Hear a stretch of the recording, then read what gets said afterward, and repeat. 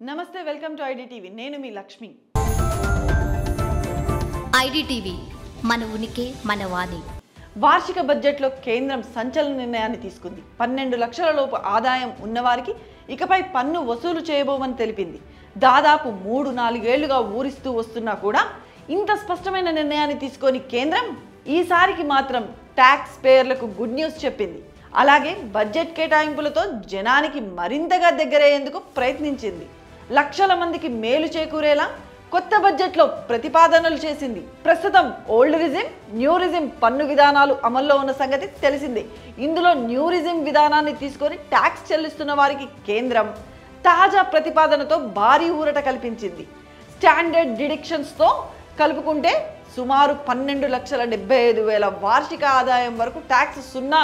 అయ్యేలా ప్రతిపాదనలు చేసింది ఇందుకు సంబంధించిన పూర్తి వివరాలు తెలియాల్సి ఉంది కానీ ఇప్పటి వరకు అందిన సమాచారం ప్రకారం బడ్జెట్ ప్రసంగంలో కేంద్ర ఆర్థిక మంత్రి నిర్మలా సీతారామన్ చెప్పిన ప్రకారం అయితే 12,75,000 రూపాయల ఆదాయం వరకైతే సున్నా పన్నును అమలు చేయాలన్నట్టుగా తెలిపింది వచ్చే వారం ఇన్కమ్ ట్యాక్స్ బిల్లును చట్టసభల ముందుకు కేంద్రం తీసుకువచ్చే అవకాశం ఉంది అప్పుడు మిగతా కీలక వివరాలు తెలిసే అవకాశం ఉంది ఇక బడ్జెట్లో మిగతా కేటాయింపులు ఇతర కీలక నిర్ణయాలకు వస్తే వృద్ధులకు టీడీఎస్ నుంచి కేంద్రం ఊరట కల్పించింది వడ్డీలపై వచ్చే ఆదాయాన్ని 50,000 రూపాయల నుంచి 1,00,000 రూపాయలకు పెంచింది అలాగే అద్దెల రూపంలో వచ్చే ఆదాయాన్ని కూడా 2,40,000 రూపాయల నుంచి 6 లక్షల రూపాయలకు పెంచి సూపర్ న్యూస్ చెప్పింది ఐఐటి ఐఏఎస్ విద్యార్థులకు ప్రోత్సహించేందుకు వారికి 10,000 కోట్ల రూపాయల విలువైన స్కాలర్షిప్ను కేంద్రం బడ్జెట్లో ప్రతిపాదించింది మరోవైపు పట్టణాల్లో ఉండే పేదలకు ఆసక్తికర ప్రతిపాదన చేసింది 30,000 రూపాయల లిమిట్తో ఉండే యూపీఐ లింక్డ్ క్రెడిట్ కార్డులను అందించనున్నట్టు తెలిపింది పేదలకు సురక్షిత మంచినీటిని అందించేందుకు జల్ జీవన్ మిషన్ పథకానికి మరిన్ని నిధులు కేటాయిస్తామని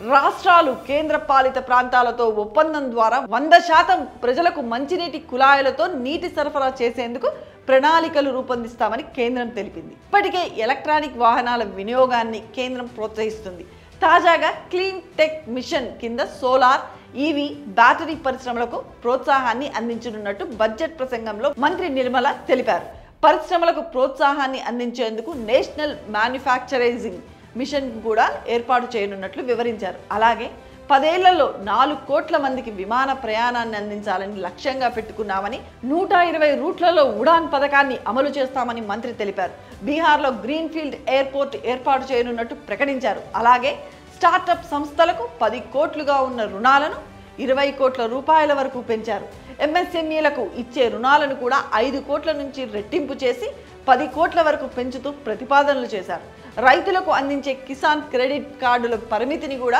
3 లక్షల రూపాయల నుంచి 5 లక్షల రూపాయలకు పెంచారు సుమారు 7.5 కోట్ల మంది రైతులకు ఈ నిర్ణయంతో ప్రయోజనం చేకూరుతుందని మంత్రి వివరించారు మరిన్ని కీలక రంగాలకు భారీగా కేటాయింపులను చేసిన ప్రభుత్వం దేశ ప్రజలను ఆకట్టుకునే ప్రయత్నం చేసింది ఈ విషయంపై మీ అభిప్రాయాన్ని కామెంట్ సెక్షన్లో తెలియజేయండి స్టోరీని లైక్ చేసి షేర్ చేయండి మరిన్ని ఇంట్రెస్టింగ్ అప్డేట్స్ కోసం ఐడిటీవీని సబ్స్క్రైబ్ చేయండి ఐడిటీవీ మన ఉనికి మన వాణి